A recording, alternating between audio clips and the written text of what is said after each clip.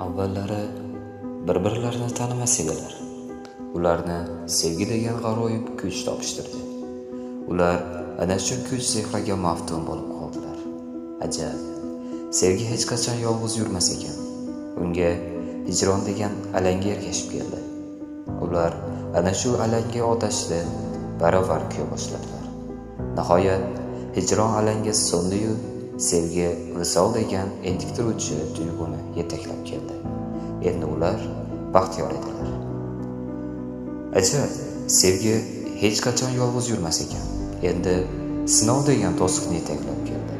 Agar ular sevgining qo'lidan mahkam tutishganida, bu to'siqdan o'tishlari mushkul emasdi. Ammo bunday bo'lmadi. Ular sinov oldida chekindilar. O'rtada shubha, rashq degan sharpara o'rmalab qoldi.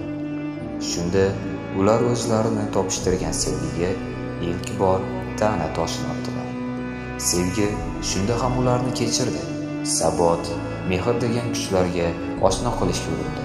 Ammo ular sabotni ham, mehrni ham unutdilar. O'zlarini topishtirgan sevgi degan yovuz kuchga la'nat aytdilar. Shunda ularning qismatiga xiyonat kirib keldi. Ular sevgini ayblay oxiri ajrashdilar. Qismat chorrahasida esa 3 ta begunoh go'dak chirqillab qoldi. 5 yashar o'g'il, 3 yashar qizaloq va yetim qolgan sevgi.